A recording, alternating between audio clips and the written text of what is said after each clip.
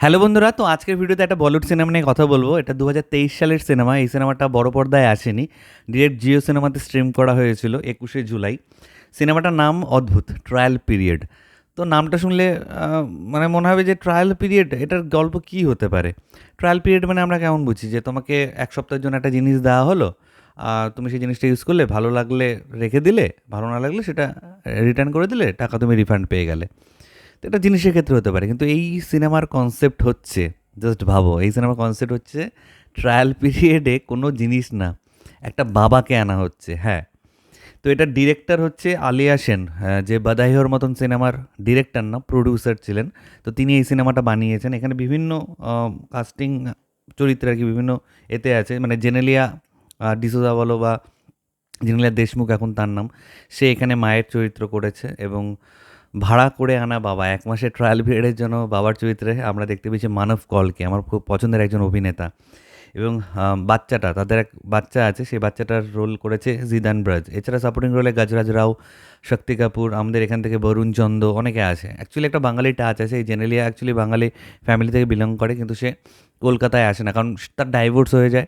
সে ছোটো বাচ্চা কিনে সে তার মামার কাছে, শক্তি কাপুরের কাছে চলে যায়। তার পাশেই একটা বাড়িতে সে থাকে। এবং তা সে নিজের মা বাবার কাছে কলকাতায় ফিরে আসে না। তো একটা বাঙালি টাচও কিন্তু এই সিনেমাটার মধ্যে আছে। তো আমরা সিনেমার শুরুতে একদম দেখতে পারি যে একটা ছোট বাচ্চা, মানে এই জিদান যার নাম আর কি, সে স্কুলে গেছে। স্কুলে ছোটো ছোটো বাচ্চারা তাকে খুব চিড়ায়, খুব তার পেছনে লাগে, তাকে মারধর করে। এবং তার অ্যাকচুয়ালি বাবা নেই, যেহেতু ডিভোর্স হয়ে গেছে, তার বাবা অ্যাকচুয়ালি কে সেটা দেখানোও হয় না, জাস্ট আমাদেরকে বলে দেওয়া হয় যে ডিভোর্স হয়েছে। এবং জেনারেলি সিঙ্গেল মাদার, সে নিজে একা, মানে বাবা মা সবার দায়িত্ব পালন করছে। কিন্তু বাচ্চারা দেখে তার আশেপাশে সমস্ত বাচ্চাদের বাবা আছে, তাকে বাবা নিয়ে কিছু বলতে পারলে সে কিছু বলতে পারে না। তো সে জেদ ধরে বসে যে আমার একটা বাবা লাগবে। এদিকে শক্তি কাপুর, যে কিনা জেনারেলিয়ার মামা, সে কী করে, টিভিতে যে বিভিন্ন অ্যাডগুলো দেয় না, এই প্রেশার কুকার 1 মাসের জন্য নিয়ে যান, নিচে টোল ফ্রি নম্বর যাচ্ছে, কল করে বুক করুন। বিভিন্ন জিনিস কিন্তু যায়, খুব কম দামে ভ্যাকুয়াম ক্লিনার দেখবে, খুব অ্যাড প্যাড যায় কিন্তু। তো সেগুলো দেখতে অভ্যস্ত। তো ছোটো বাচ্চারা শক্তি কাপুরের সাথে এই জিনিসগুলো দেখে, সে বলে যে তো এরকম যদি জিনিস 1 মাসের জন্য আসতে পারে, তাহলে আমার বাবা কেন আসবে না, আমার বাবাকে অর্ডার দাও। তো ওখান থেকে মানে জোর জবরদস্তি জেনারেল ডিসিজাই পরে বলে যে, জেনারেল ক্যারেক্টারটাই বলে যে ঠিক আছে, তাহলে 1 মাসের জন্য যদি কোনো বাবা আ পাওয়া যায় তাহলে খুব ভালো। এদিকে আমরা দেখতে পারি মানব কলকে, যে কিনা খুবই স্টুডিয়াস এবং খুবই ব্রেইনি একজন মেধাবী আ উম ছেলে, এবং সে পড়াশোনা কমপ্লিট করে চাকরির খোঁজে এসছে। এবং গজরাজ রাও তার দূরসম্পর্কে কাকু হয়। সে বলেছিল তাকে চাকরি দেবে, কিন্তু চাকরির যা মার্কেট, সে চাকরি দিতে পারে না। তো মানব কল ঘুরে ফিরে এই ফ্যাসাদে পড়ে যায়, 1 মাসের বাবার চরিত্র করতে রাজি হয়।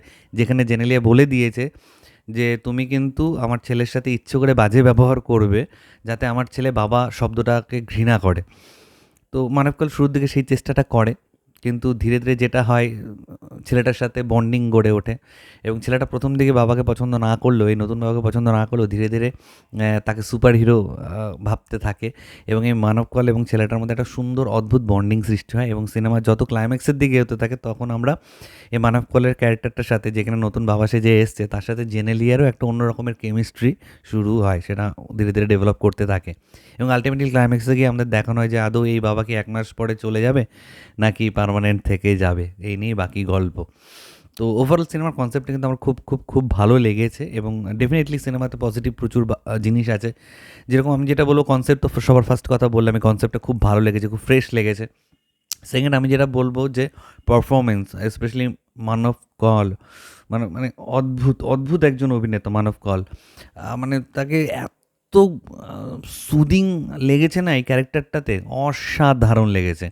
এবং তার পাশে জেনেলিয়াকেও কিন্তু এখানে, মানে সিঙ্গেল মাদার হিসেবে তার যে অ্যাটিটিউডটা দরকার ছিল, অসাধারণ প্লে করেছে, অসাধারণ। এবং মানব কলের সাথে একটা ঝগড়ার সিন আছে, সেখানে জেনেলিয়া ফাটিয়ে দিয়েছে জাস্ট। এবং ছোট বাচ্চাটার কথা যদি আমি বলি, মানে এই বাচ্চাটা কী করেছে, বাচ্চাটা দেখতে দেখতে, বাচ্চার কিছু কান্নার সিন আছে, মানে দেখতে দেখতে আমার চোখ দিয়ে জল বেরিয়ে যাচ্ছিলো। বাচ্চাটা যা কেঁদেছে না কিছু সিনে, মানে এই বাচ্চাটা যদি এই অভিনয় জগতে থাকে, তাহলে বহু দূর যেতে পারে। কিন্তু অসাধারণ, এই ছোটোবেলাতেই যা করছে, হারিয়ে যেন না যায়, এটাই চাই। কারণ অনেকেই আমরা দেখতে পাই ছোটোবেলায় খুব ভালো করে, বড় হয়ে হারিয়ে যায়। এটা যেন এই বাচ্চাটার সাথে না হয়। অসাধারণ, আমার ফ্যান হয়ে গেছে ছোটো বাচ্চাটা। এবং সাপোর্টিং রোলে গাজরাজরাও তাকে নিয়ে নতুন করে আর কী বলবো, ছোট্ট কিন্তু ছাপ ছেড়ে যাওয়ার মতন অভিনয় করেছে। শক্তি কাপুর এখানে মামার চরিত্রে অসাধারণ। এবং বাবা মা, জেনারেলি বাবা মার ক্যারেক্টার যারা করেছে, বরুণ চন্দ্র এখানে ছিল। তো অতটা স্পেস তারা পায়নি, কিন্তু শেষের দিকে ক্লাইম্যাক্স পোর্শনে এসে তারা কিছুটা স্পেস পেয়েছে, সেখানে কিন্তু তারা খুব খুব খুব ভালো পারফরমেন্স দিয়েছে। তো ওভারঅল সিনেমাটা কিন্তু একটা ডিসেন্ট ওয়াচ, জিও সিনেমাতে তোমরা দেখতে পারবে।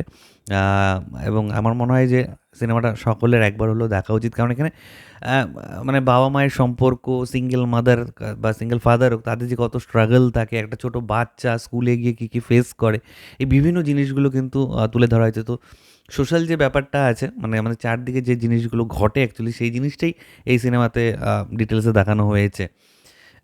তো সিনেমাটা কিন্তু আরও বেটার করা যেতে পারতো। কিছু কিছু জায়গায় আমার মনে হয়েছে যে এই স্ক্রিপ্টটাকে আরও আরও একটু সময় দিয়ে আরও একটু যদি ডেভেলপ করা যেত না, আরও মজার মজার আরও টাচি কিছু যদি সিন অ্যাড করা যেত, সিনেমাটা জাস্ট এখান থেকে ওখানে পৌঁছে যেত।